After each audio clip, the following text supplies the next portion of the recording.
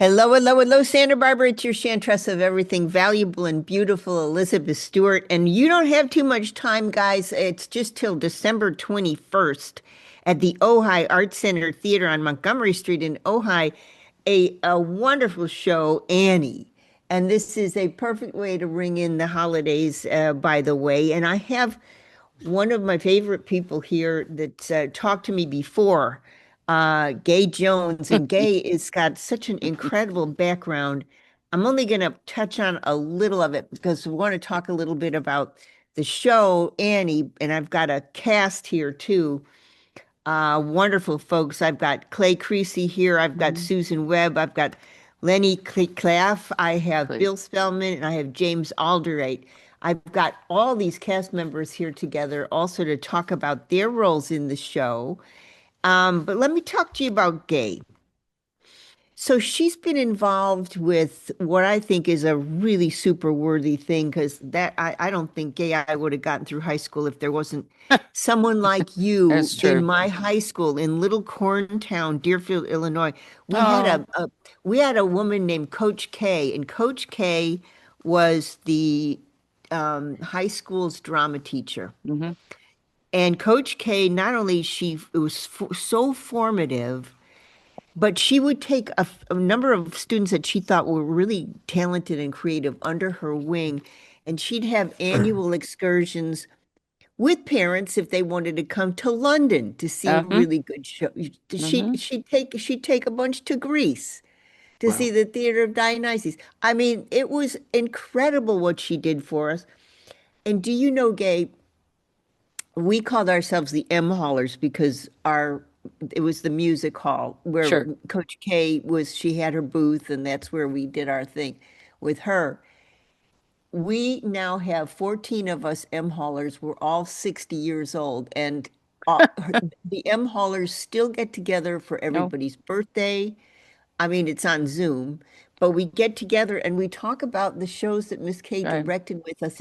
And we were kids. We were 13, 16 years old. And when Miss K passed away, all of us got together. Some of us flew in for her funeral. Yeah. This was, it was just, she was so formative. So when I, first a couple years ago read that, you were directing at the hmm Ojai Art Center Theater, I looked into your background. I find out this. Okay, everybody sit down. This is just really cool. Um, Gabe, past president of the Educational Theater Directors Governing Board, hmm past president of super many, many, many advocacy positions for high school and community college theater, Drama Teachers Academy curriculum coordinator and contributor for many different schools and many different. She's written a couple of great books on leadership in the theater. She's a theater teacher, boot camp co-founder, hmm and then she had her own a couple of wonderful long stays at various high schools throughout the country. And especially, she wrote a textbook that's used by drama teachers for high school drama, Raising the Curtain. hmm And there's also, I took a look at Perfection Learning, where you've contributed a great deal, Gay, over the years.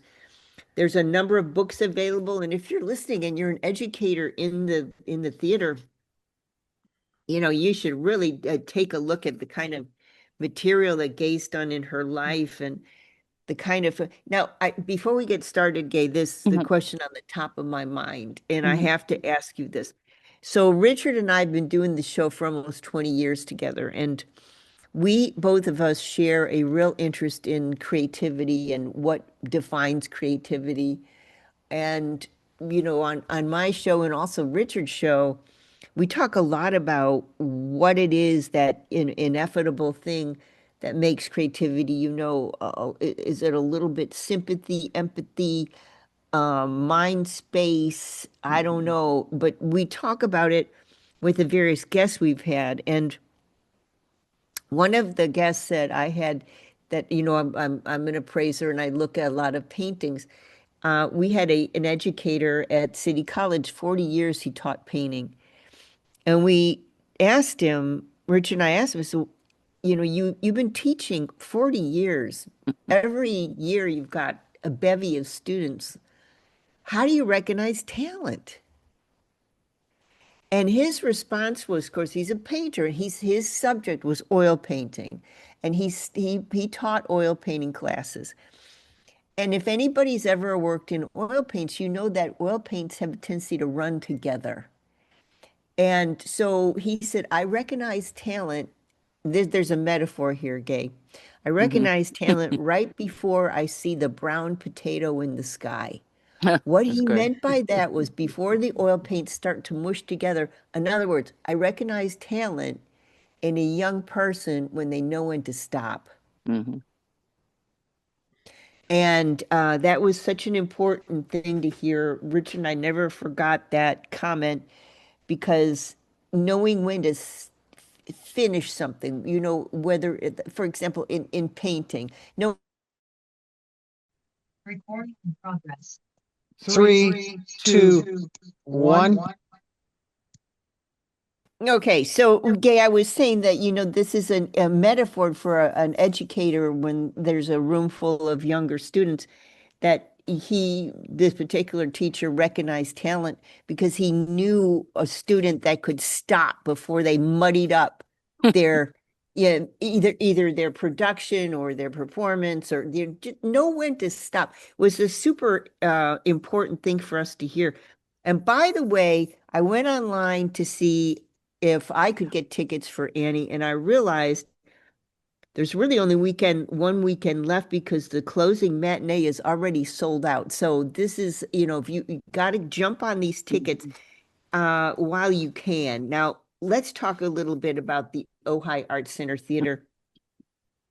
It is one of the oldest, if not the oldest, in California. It was Hmm. founded in 1939. It's the longest continuously operating multidisciplinary center serving the arts in California. The Ojai Center Theater branch usually and annually presents a year-long season of a whole range of theatrical productions. And what's so interesting to me is my friend Lisa Engel, she Hmm. keeps me in touch with what's going on at the theater. That is such a talent. There's so many talented people involved with the theater in Ojai. It blows my mind. I mean, people that come from, incredible Hmm. backgrounds. Incredible. I mean, Tony Awards, Emmy Award winners, and, past directors that have incredible credits, people that work for years as screenwriters, and Hmm. I mean, wonderful, wonderful bunch of people.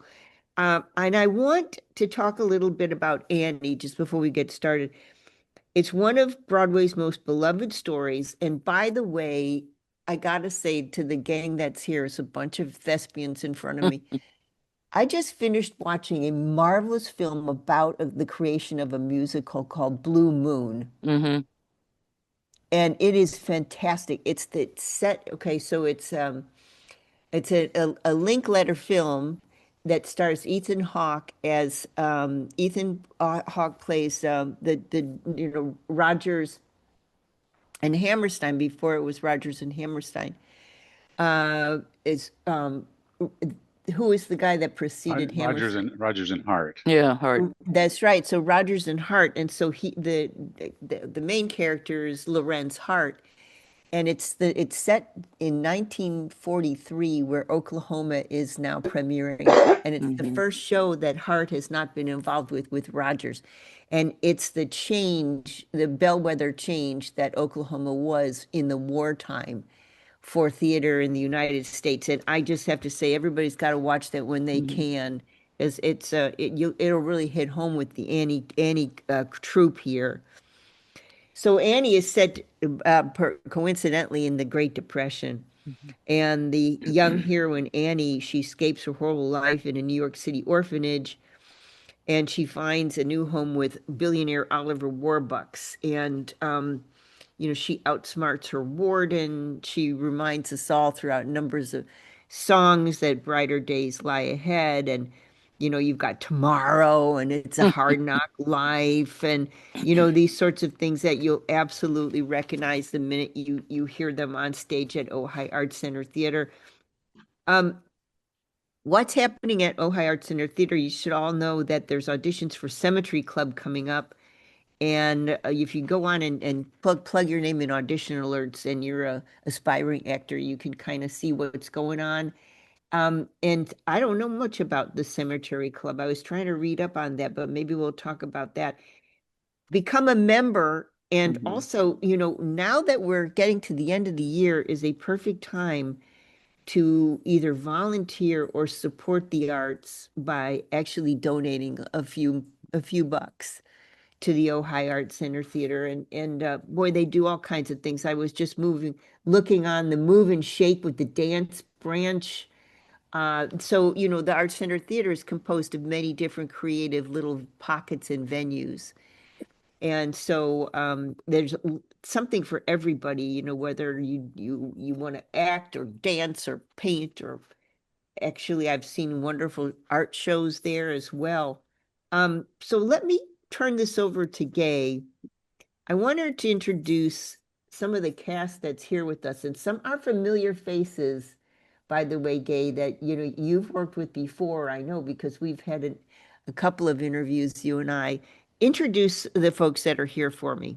Okay, we have 16 orphans who are not with us today, and about 26 adults who only few are with us today. I'm very fortunate to pull these people together and say, "How would you like to be on a radio show?"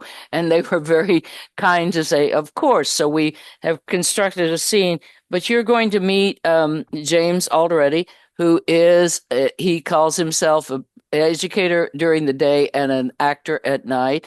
Clay Creasy, Clay, CFO, and he is Daddy Warbucks. Dr. Bill Spellman, who is a former dentist, and he plays FDR. You'll hear him do that today. Lenny Claife, who is still practicing law, correct, Lenny? Yes, And indeed. he plays Harold Ickes. And Susan Webb, who is the one female cabinet member of FDR, and that's Frances Perkins. And I think we got everybody. I get to play the role of Annie today because she couldn't get out of school, but that's fine. And I think that's it. So anyway, we have two girls who have traded off as Annie. And you're talking about the future of theater education, and you're right, Elizabeth. It takes one person to recognize creativity and either foster it or squash it. And we're not in the business of squashing. I've had former students who have gone on to great success, a former opera star. I have a student who just retired from being a Superior Court judge. I had a kid who had a mistake in a play and made it funny, what it should not have been in 1984. But he went on, and now he has the longest running murder mystery improv show in Vegas. So whatever you do in theater, mistakes will be made because it's live theater, and Clay will attest to that, and I think others will attest to that as well. Mistakes are made, but we just roll with the punches. So, well, Elizabeth, that we are there to make live theater and make it real for you. I think that's it for the cast. Well, Anything? I want to mention, Gay, I know what you're talking about. So Mm.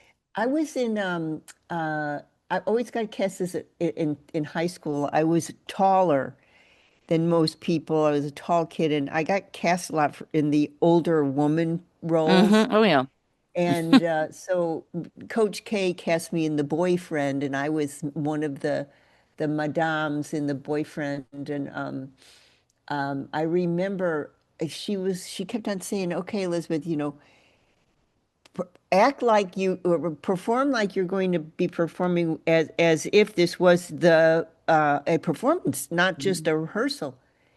And I was very shy and very tall and very gawky, and I just didn't want to come out of my shell. And then I realized that opening night, I got to come out of this shell, and I surprised the heck out of everybody. But I practically screwed up the whole production because all of a sudden I was giving it Yeah. 100%, Right. whereas I was only giving 20% before. And she was like, "Whoa, what?" she didn't know what to do, but she said, okay, let her go with it and let's see if you guys can keep up. And as a matter of fact, that was a big mistake, but all the rest of the cast members did keep up, and I was really surprised Hmm. with what I could pull out of myself. But yeah, I get it. I know what you're talking about. Mhm, mhm. Well, what do you have for us, Gay? Wh- You and I were kind of communicating in the email that we'd like to bring something. We Uh, have a okay, tell me short about that. scene.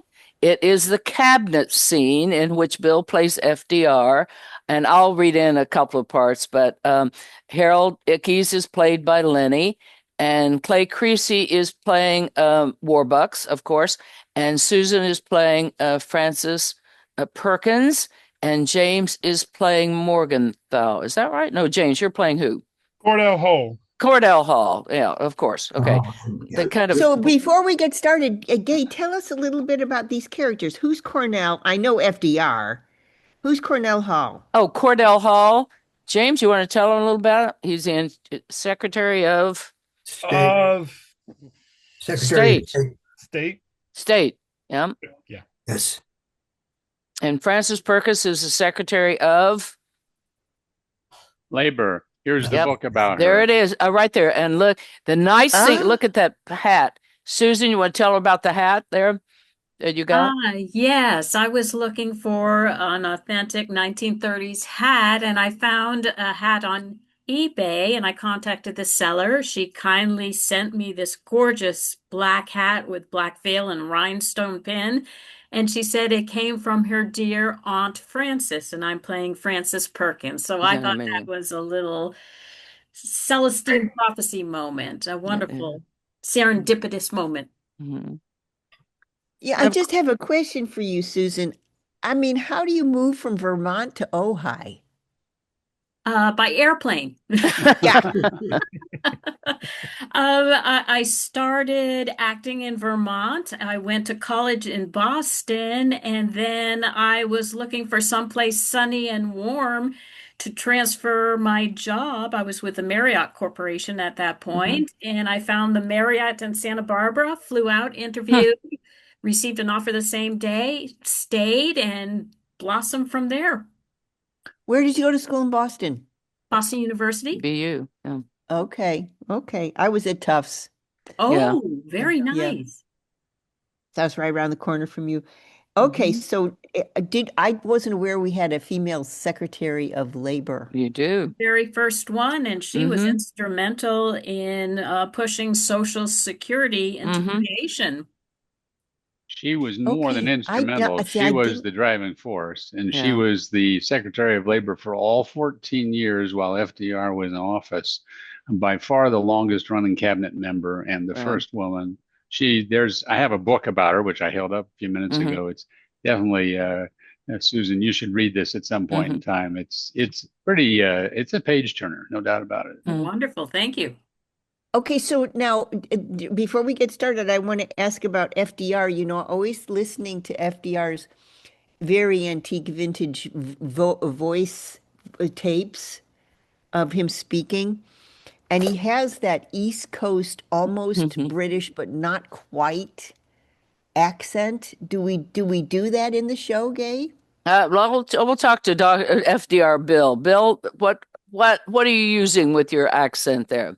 I'm trying to get as close as I remember FDR. Mm-hmm. I'm trying to get as close as I can to his speech pattern, which of Mm-hmm. course is nobody on the East Coast can pronounce the letter R. Mm-hmm. So that's how the main that's the main part of the shtick. Mm-hmm. But it's a very interesting patois, I should say. It's not quite the It's not. English that we speak today. That's It's right. not as It's a rhythm. harsh. It's um, a small group of people spoke that, Mm-hmm. and he grew up in upper New York, and that's the way they spoke. And he did have Right. a rhythm. I think, Elizabeth, you're right. He did. And Bill, he had a rhythm Yeah. that was very identifiable. And he also he also got to have that cigarette holder in his mouth the whole time. So there he is, right Oh, there. there we go. Okay, Bill's Okay. got that going. He's got the He's cigarette. got You it. could only see what I see. I know it's radio, but he's got the cigarette holder there, which, Yeah. yeah, yeah, definitely. Okay, so let us launch Okay. and set the stage for us, if you would. Okay, we are having a cabinet meeting.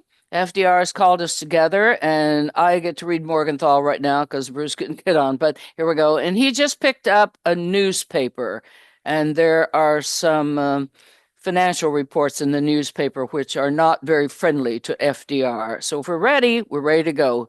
Or Morgenthau says, "Did anybody see the newspaper this morning?" My friends, I say again, the only thing we have to fear is fear itself. Franklin, you've already been elected. Oh, let's see. Every cloud has a silver lining. Mhm. You're never fully dressed without a smile. Good morning, Mr. President. And Roosevelt says, "Well, who is this we have here?" Oh, show them in. Okay. And Mr. President, this is my good friend Annie. She so wanted, Hey, okay. yeah. She so So- wanted to meet you that I couldn't resist bringing her along just to say hello. Of course, the little girl who sang so beautifully on the radio last night. Annie, this is President Roosevelt. How do you do, President Roosevelt? How do you do, Annie? You're as lovely as you sounded on the radio. Thank you, President Roosevelt. Well, shall we begin? Annie, if you'll wait outside, I'll. No, Oliver. Let Annie stay. Having a child on hand will keep us on our best behavior. Well, thank you, Mr. President. Annie? Harold, I don't want to hear so much as a gosh out of you. Franklin, a child? Now, Oliver, since you speak for those few happy Americans who have any money left, I'd like to begin with your views on matters. Mr. President, in the words of Calvin Coolidge, the business of this Business of this country country is is business. business. Factories Yes, open. and for the good of you Mm. and the country and Wall Street and me, we've got to get my factories open and the workers back to work. According to my latest figures, there are now 15 million Americans out of work and nearly 50 million with no visible means of support. Mr. President, if I may say so, unemployment is not our worst problem. The dispatches from Germany are becoming more and more disturbing each day.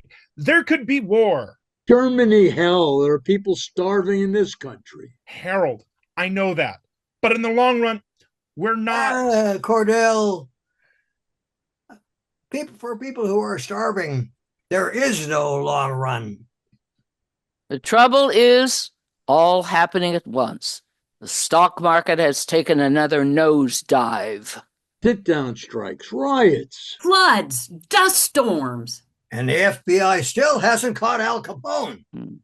Well, at least we're all agreed on one thing. The situation is hopeless and getting worse. Henry, I'd like to see those figures. The sun will come out tomorrow. Bet your bottom dollar that tomorrow there'll be. Quiet, little girl. Harold. What did you say, Annie? Oh, that's all right. Go ahead, my dear. It's still a free country. When I'm stuck with a day that's gray and lonely, I just stick up my chin and grin and say, "Oh, the sun'll come out tomorrow, so you gotta hang on till tomorrow, come what may. Tomorrow, tomorrow, I love you tomorrow. You're always a day away." Harold Ickes, stand up. What? You heard me, Harold. Stand up. Up, up, up. Now, Harold, sing. What? Yeah, sing like Annie. I've just decided if my administration is going to be anything, it's going to be optimistic about the future of this country. Now, sing. But Franklin, you know I can't sing. Sing.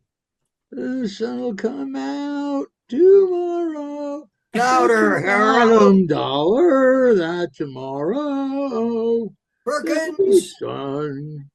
Just thinking about tomorrow clears away the cobwebs and the Sorrow sorrow. till there's Trouble for the none. president. When I'm stuck with a day that's gray and lonely, I just stick out my tongue, Excuse me, it's up my up chin. my chin. Everyone, I just grin and say, everyone, Republicans too, Oliver, sing. The sun will Tomorrow, come out tomorrow. So you gotta Hang on till till tomorrow. Come Come what what may. may. Tomorrow, tomorrow. I I love love you. you. Tomorrow, you're You're always always a a day day away. away. And Annie Vincent. Bravo. Bye. Harold. Bye, everybody. Bye, everybody. Bye, Annie. Thank you. Goodbye, Goodbye. Mr. President, Bye. and thank you. No, thank you, Annie. You're the kind of a person a president should have around him.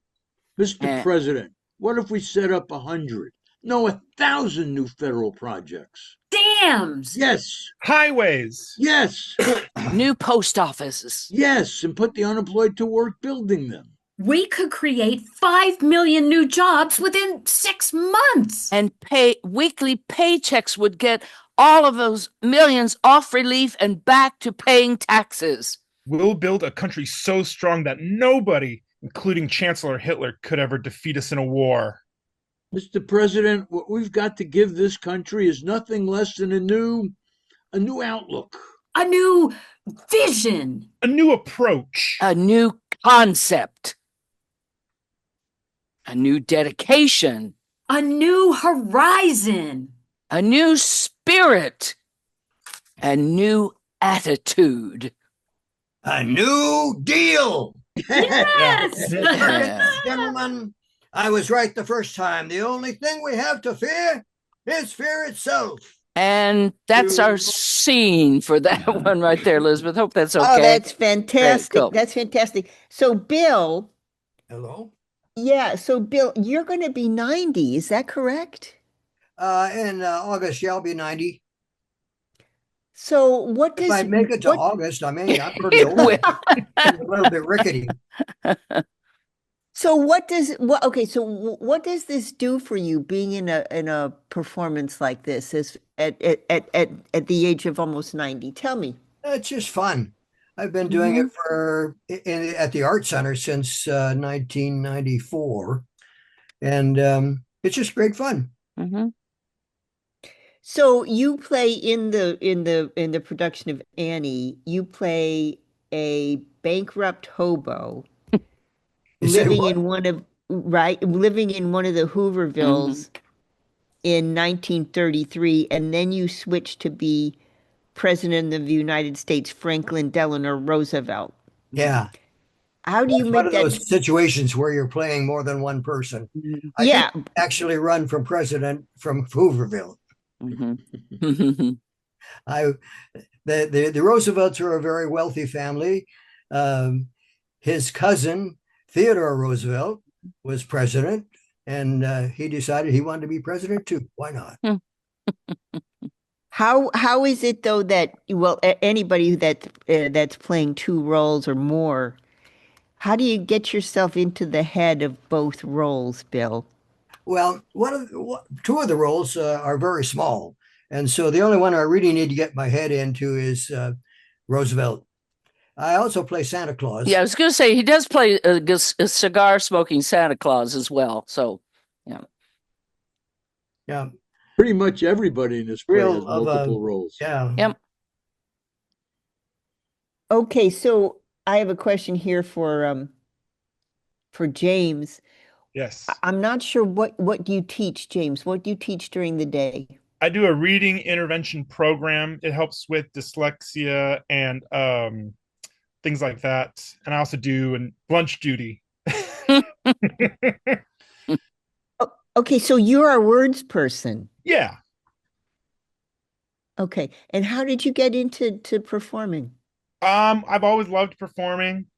I loved it when I was a kid. I always wanted to be an actor. And so when the chance came up in 2016, I was like, you know what? Let me go to the art center, see what they've got. And Gay happened to be my first director. And that was Adam's Family. And I played Uncle Fester. Mhm, And I mhm. shaved my head for that role. Fantastic. And so now you worked with Gay first off the bat. So Gay, has James, has he matured as an actor? Oh, James plays a variety of roles. We never quite know what to expect, what role James is playing, and he usually is one of those actors that will play multiple roles. And besides that, I give him up for technician as well. James has been invaluable on this crew as well because he was there and he helped set things up and move Christmas trees that had challenges. We couldn't get a Christmas tree. First of all, we had to donate a Christmas tree from the Lions Club, and it was way too tall and would fall over. So then we got an artificial tree. So James has just been invaluable helping the stage managers with moving things and also teaching the younger actors on how to be professional on stage. Yeah, so what's that like? That was my next question. You've got, what did you say, 14 young ones? 16, actually 16. Have one young man who is 5'2", and he plays LaGuardia, the mayor of New York, because LaGuardia was 5'2". So he gets to be picked up by James, as a matter of fact. And he's having a really good time. And then we have a dog catcher that gets to chase a real dog that has been rescued by the Humane Society across the stage and nab him, so to speak. So we're working with the Humane Society because they bring over adoptable dogs during the matinees and on the patio. So if somebody wants to go out and adopt a dog, they have them there. So What a good idea, because yeah, it's about orphans anyway, right? So you yeah, bring the orphan dogs yeah, yeah. that's a fantastic idea, Gay. Okay, so Leonard, Yes. so tell me about your role, and tell me, how does your background fit into your role? Only as a trial lawyer, I gave That's where I was going. Okay. Mhm. speeches many a time in front of an audience of jurors. So I always have felt comfortable on stage. Um, Remembering my lines is a problem, but I'm always comfortable. So, Mhm. He So also so plays he also plays Lieutenant Ward, the cop that finds Sandy the dog. We have a really well trained dog, but he gets to be the lieutenant that warns Annie if he doesn't have him with a license the next time he's going to take him to the pound. So there's a little bit of nobody wants to boo Lieutenant Ward, but that would be the time to do it, right? Yep. yeah, and I can do a New York cop without Yep. any problem, Yep. why? because I'm from New York. Oh, there. Okay. That's the answer to that one. Okay. So, can you tell me? Okay, this is something I was going for, knowing that you were a trial lawyer and still practice law. I was telling you early on about our group called the M Club, and so we have actually a state senator that came from our group, and a couple of really good psychiatrists and psychologists that came from our group, and they all have told me that they rely on their acting, chops, having learned. A lot of them went on to college and had a minor in acting.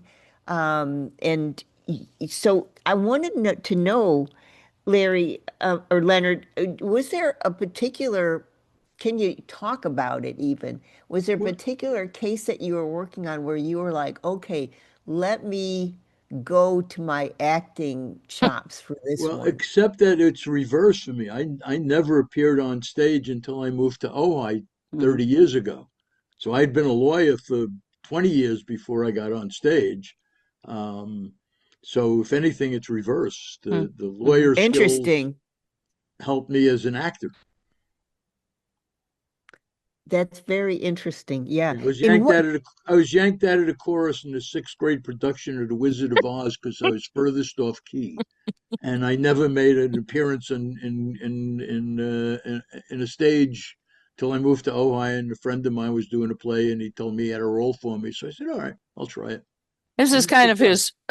I think it is a revenge role because he gets to sing off key in this show, and audience loves it. So And then Clay, I want you to tell me about Daddy Warbucks because right now I'm involved in reading about the book that was written Empty Mansions written about the family that inhabited Beliscardo here in mhm. Santa Barbara, Hmm. the Clark family, and they one of the three richest families in Belle Epoque, New York.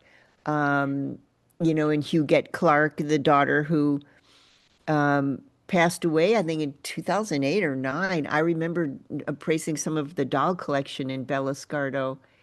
And Hmm. you're playing Oliver Daddy Warbucks, and you are a retired CFO. That is correct. And of course, Warbucks is a fictional character, but one of Gay's original assignments to us was to write our character's Mhm. background. Mhm. So I had to invent Warbucks' background, and he grew up as we know, both his parents died by the time he was 10. He was raised by his uncle, who was high in the police department, and really had sort of a hard scrabble upbringing, and but was very entrepreneurial and made a lot of money early and just kept going. And so he's sort of a tough nut. I'm sure Lenny has met plenty of New York tough nuts. I worked there for 10 years and I ran into a bunch of them myself. And it's a very exciting place to be. But you can become intoxicated by all that, rough and tumble excitement in business stuff. Um, the arc for Warbucks, of course, is going from that hard-bitten business all day long and all night to a softie who gets to really understand the other side of life, which is family and relationships and so on, which New York really has a lot of. So Warbucks is pretty much of a caricature of an image. But I'm enjoying the part, and I actually did it once before, 19 years ago or 20 years ago, something like that. And in college, my fraternity had a singing group that we were part of, and we my fraternity was in fact the fraternity that was the model for the movie Animal House. One of my Oh, fraternity brothers Is wrote that that right? book. Yes. that's Yeah. amazing. When I saw that movie, I walked out. I was stunned. I swore I knew half the people in the movie, and then later on, I So where found out did you go? why. Where did you go to school? And what are you saying that your fraternity, which fraternity, and was it truly modeled? Yeah, I'll get the book out. Hold on 10 Oh wow. seconds. It's called, let's see if I can find it here. It's not showing up right now, but the name of the fraternity in the movie, they're called the Deltas, but Hmm. they are actually Alpha Delta Phi is the name of the fraternity. And here's a little unknown fact, as long as we're on the subject of fraternities. This is an Alpha Delta Phi roll of all the graduates of Alpha Delta Phi. This book was um, written, this uh, directory is from 1928.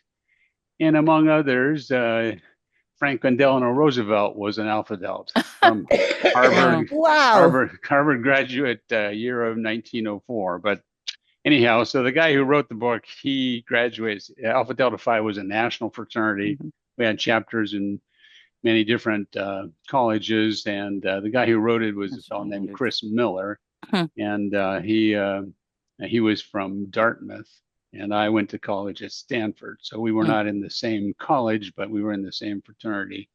And the way fraternities work, you're all brothers, regardless of which school you went to. And the story of how he wrote the movie or wrote the story that became the movie, he was working for National Lampoon, and he was just a writer in the magazine, and he was getting very tired of the deadline shtick. And so one day he walked in and said, "I'm resigning because I just can't handle these deadlines Hmm. anymore." And they liked him as a writer, and they said, "Gee, Chris, we don't want you to leave." He said, "But I have to. I can't stand the deadlines anymore." They said, "Well, that's tough because we were going to do a movie and we were hoping you could write the script." And Wow. it's what he really wanted to do. So he decided to stay, but it was actually not true. They weren't doing a movie. They just wanted to make him stay one way or another. So then they sit down and said, "Okay, what should the movie be about?" And nobody had any ideas. And he said, "Well, I've written a bunch of short stories about what it was like when I was back at Dartmouth at the Alpha Delta fraternity." And so that's how Animal House happened. And I'll be It's darned. funny. and It's You here's see, funny. but this is my point, Gay, about Mm-hmm. Ojai.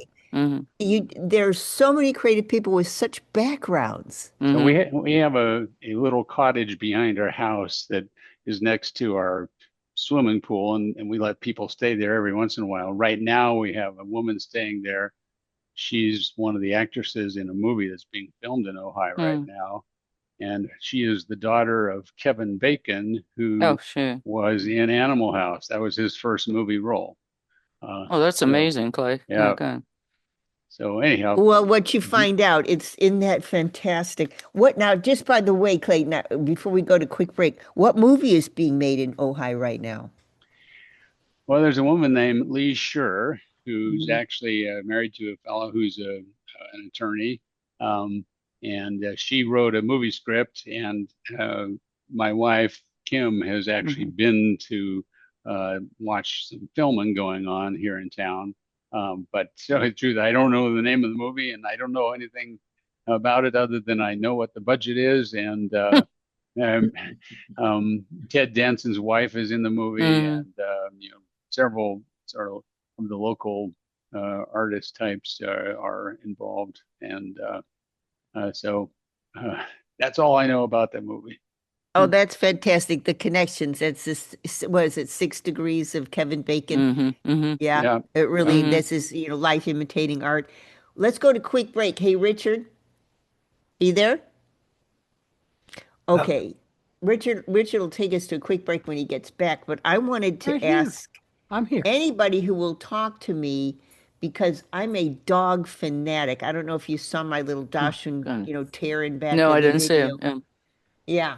So I'm a dog lover. I want to know about Sandy. Who can tell me about Sandy? Well, Lenny's worked a lot with Sandy. I've worked a lot with the dog trainer, who happens to be a psychotherapist, and Sandy is Scarlett is a pet therapy trained as well. So she does a lot of going into hospitals and hospices, et cetera, and calming children down, et cetera. Um, What I I don't know. find And when her real name is Scarlett. Her real name is Scarlett O'Hacker because they adopted her from Atlanta, and Lisa, the owner, uh, her last name is O'Hacker. Her partner Ben happens to work on set. So when you say there are a lot of talented people, you just never quite know who's building the set for you. I mean, she's a psychotherapist. He's been in construction and owned his own business, etc. So people just volunteer, I think, and it's always wonderful to have that. Lenny, you want to talk about working with Scarlett? what I was going to say was I'm in awe at this dog. Like doesn't panic. Yeah. People, we have a full house, 130 people applauding at the end, and lots of noise on stage from everybody singing. 30 people, 35 people singing, people applauding, and the dog just sits there and is as calm as could be. Doesn't miss a cue. Runs right out to Annie when he's supposed to run Yeah. out to Andy. Follows me around when he's supposed to follow me around. It's the easiest cast member to work with. always doesn't miss anything. I always miss. That's I miss right. a lot more lines and It's a cues than the pretty dog low does. bar, Lenny. And a dog. The two girls playing Annie have both learned dog training signals, so they now know how to make Scarlet bark on cue, how to make Scarlet jump on cue. Scarlet jumps out of a big Christmas present at the end, and Annie always has to have a treat ready in her pocket to hand to her. So we've sewn special pockets into Annie's dresses. So the first time that they had the pocket was too low, so Scarlet would try to get underneath the dress to get to the pocket. We thought, well, that's not a good choice. So we made this pocket higher up so that and the other thing you need to know, Elizabeth, Scarlet is not sandy colored. Scarlet is what I call a party poodle. He's black and white. So Lenny has to play this, oh yeah, sandy color, kind of sarcastic. And the audience goes right along with it. So everything is I think everybody's accepting that this is a story, and it's a playful story, but it's also a heartwarming story. You see Clay's character transition from what I call a kind of a strict. I kept telling him he had to talk to his servants and to Grace Farrell like they are his worst members of the board that never paid attention. And then he has to get really warm when this little girl goes, "Oh, please, Daddy." And then he dances with her, and there's a line where it says, "You wound me around your finger." I mean, it's a transition for Clay. And I can't imagine, Clay, you playing it 19 years younger and you playing it now because you're such a wonderful age. Because you have a line that says, when he's dancing with Annie, not bad for an old man. Clay, I can't imagine 19 years ago you looked like an old man. But anyway, We cut that last time. okay, never mind. Okay, all right. But Scarlet is wonderful, a little dog, like a big dog. But like I said, Lenny practices with her every time coming in because he's supposed to follow him along and then leave her there while he walks off. And his reaction to Scarlet leaving, being Sandy left there, and then Sandy just runs right off. Do you think, Leonard, do you think that the dog Scarlet, aka Sandy, does that dog know that she's on stage? Oh, I I don't know what a dog knows. I know that the dog knows what to do, and when we taught him what he was supposed to do, he knows there are a lot of people, yeah. um, and he sort of stares at him. So I guess he might, he might know he's entertaining. You know why I You asked know what I that mean? is because my dog Slinks. Slinks is a miniature Dachshund, Mm-hmm. and Slinks is, a rescue. And so Slinks came to us and was biting ankles. Yeah. And I hired a professional trainer to see if I could stop Slinks from doing, aberrant behavior like this. And the trainer said to me, I have a background. I've trained a number of dogs for Westminster, the famous dog show. And he's done, he's been one of those guys in the flat shoes that run around the track at Westminster with these dogs. And I said, he's raised prize dogs. And I said, do your dogs know that they're at Westminster? Do they know that there's thousands of eyes and TV cameras and da da da da da? And he said, you know something, Elizabeth?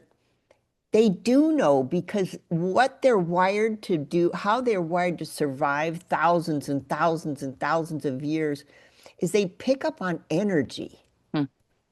And so they definitely know that they're the focal point at that because they feel all of that energy. And it's a real challenge to make them not gloat at some point because they realize I'm the center of attention here, you know.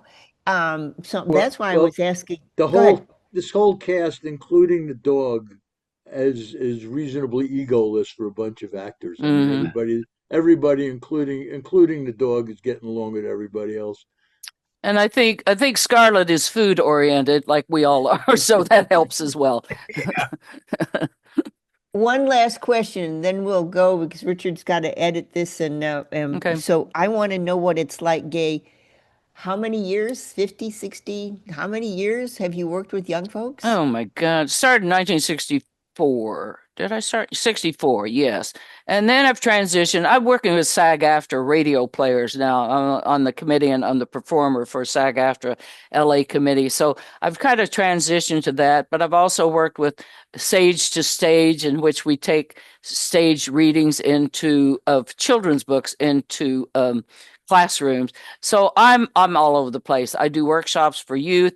My next show is Seussical Junior, and that will have youth in the summer. And since it's the 50th anniversary of Seuss, Dr. Seuss, I think it will be appropriate for that. And then, so what have I learned? That people love, first of all, they love creativity, that they are hopefully appreciate communication and clear communication. And I know sometimes, particularly in theater, I don't know about other artistic forms, but there's a little bit of rumor mill going on, or she said, he said. I'm going, right now, I don't have time for that. Let's get on to what our job is, and that is telling a story, telling a Mm. story for an audience. And we're storytellers. We were, I think, descended from the cavemen dancing around the campfire and telling stories with our sticks or whatever. But now we have LED lights, and we're still dancing around and telling stories. So I think that's the main thing. And like Bill said and others, it feeds our creative spirits to do that. And yes, it's time. It's so much time commitment. And people think it's, oh, so easy. You just get up there and do it. No, no, no, no. As well, Elizabeth, it takes a lot of time to get everybody ready to go, and a lot of technical behind the scenes work. I have an article that I'm trying to get published on the Ojai Art Center Theater website that features all the number of technical people behind the scenes. And we have a picture of the staff. So it's really cool, I think, because I honor those people as well, because we could not make it on and off without stage managers. And I have students who have come back here at Ojai who started with Ojai with me when they were 4 years old, and now they're in college and they're serving as assistant stage managers because they want to give back. So I think That's that's what it's about. fantastic. Yeah. And I want to circle back to the beginning of our interview and ask Gay one final question. How do you recognize talent, Gay? I'm going to say, when you asked me that question, the one student I thought of, I had a girl that came in as a high school dancer, and she wanted to be in theater, but she was scared of being in theater. She had a lot of eating disorders and a lot of issues, but she got the support that she needed from us. And out of high school, she went to college and studied lighting, and then started working for Disney. Like everybody else in the world, all of us have had our tenure at Disney, I think, at one time or another. But she's now on the book cover called Women in Lighting. And I just think back at that 14-year-old girl that came in needing a place to dance. Then I also think of another kid, a little bit of bragging. If you've seen Wicked, or if you've seen the other one, a former student of mine choreographed both both shows, and he's working with Lin-Manuel Miranda and In the Heights, etc. He started as a basketball kid that would come and wait for his friend in rehearsal. And so we kind of recognized that Chris knew hip hop. So we asked him to do a little hip hop class. And good grief, look where he is now. How do you recognize it? I think you see a spark that maybe other people don't see. I don't know nothing about. I took solid geometry in high school, but didn't get a lot of sparks in solid geometry. So I think in creative and music and band, whatever it is, dance, wherever we can with the arts. We were really big behind Prop 28 to get funding for theater artists to get into the classrooms. I was on that committee to help fund that and help set that up with and the theater credential. We got a theater credential after 46 years after having it taken away from us, and dance credential. So I think a lot of people that I know are willing to work behind the scenes because we recognize creativity and collaboration and communication and all those skills that are going to make it better in your real life, in your real world, and in your job. And that's my pitch for the arts, I think. Definitely wonderfully put. Yeah. And thank you everybody for being with us. And you don't have much time. We got till December 21st. Get your tickets for Annie. And then you want to also pay attention. June 12th through July 12th, Seussical, the musical Junior. That's the next Gay Jones directed show at the Ojai Arts Center Theater. So put that on your calendar as well. And I thank everybody that came today. And it's been so much fun to talk to you all. And also, thank you for the reading. That was a blessing. Thank you, Gay. Thank you, all the cast. I appreciate it. Thank you, Elizabeth, for Thank you. hosting Thank us. you. It was great. Bye, guys. Bye. Bye. Bye.